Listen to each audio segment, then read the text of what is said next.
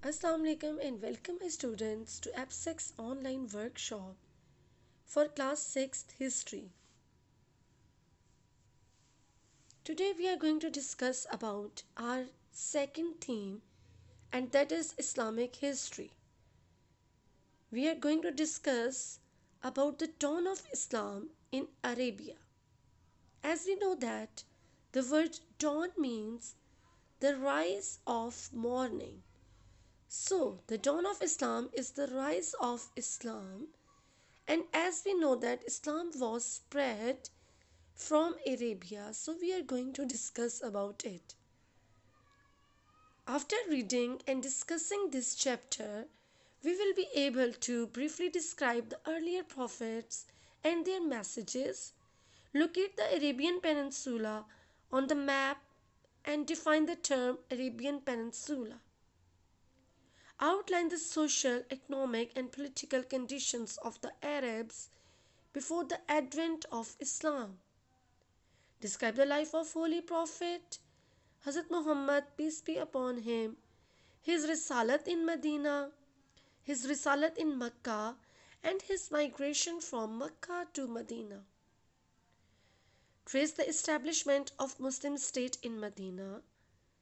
List the challenges faced by the Muslims in Medina and identify the changes in the entire social, economic, and political system of Arabian society.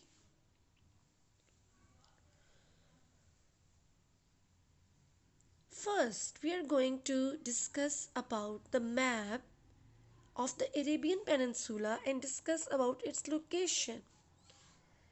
As we know that Saudi Arabia lies at the heart of Middle East, and it is having different bordering countries from where many early civilizations were also risen. For example, we are having Iran, the Persian civilization.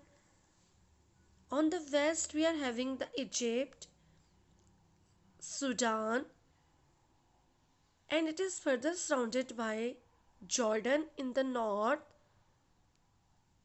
Yemen, Oman, and UAE. So it is very important to learn and understand the location of Saudi Arabia. As we know that before Islam, it was the age of ignorance, and Arabia was occupied by nomadic tribesmen who worshipped many gods and goddesses, and they believe that they have their gods like sun, moon, storm. So, whenever they saw any mighty object, they consider it as their god.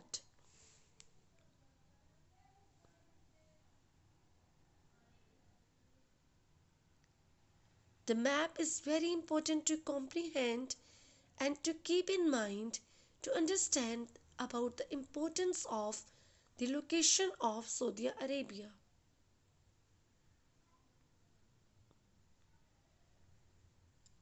Now, the prophets as messengers of Allah Almighty.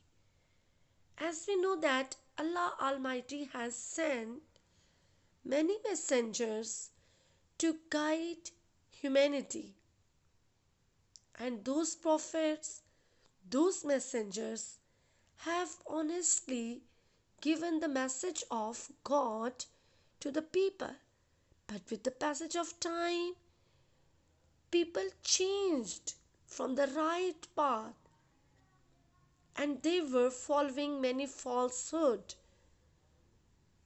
Because of this practice, the arrival of messengers to different nations and to different places was a normal practice.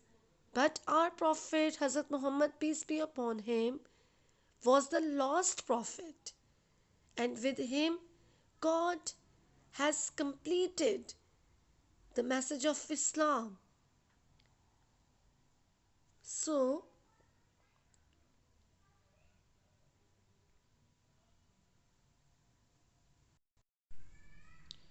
here we are discussing about Hazrat Ibrahim, and we know that Hazrat Ibrahim is considered as very important prophet, not only for Muslim religion but also for Judaism and Christianity, because the first people to believe in one God were Jews, and then after Jews it was the rise of Christianity, and then Islam came as the right religion after Judaism and after Christianity. So Hazrat Ibrahim is considered as a very important prophet in all the three religions. And we also know that many traditions are associated with Hazrat Ibrahim. As you must know that Kaaba, the house of God, was built by Hazrat Ibrahim and his son Hazrat Ismail alayhi salam. And also the important performances during Hajj are associated with Hazrat Ibrahim as well. For example, the performance of Sa'i, that is the walk between Safa and Marwa. It is associated with Hazrat Ismail alayhi salam when Bibi Hajra, the mother of Hazrat Ismail alayhi salam, ran in search of water between the hills of Safa and Marwa. And also the tradition of sacrifice on Eid al-Adha is associated with the great sacrifice of Hazrat Ibrahim alayhi salam when he got ready to sacrifice his own son, as he saw this in a dream, and he was ready to fulfill his dream. But at that time God has sent a sheep to just accept and to show that he was happy with the performance of Hazrat Ibrahim alayhi salam. Arabia before Islam.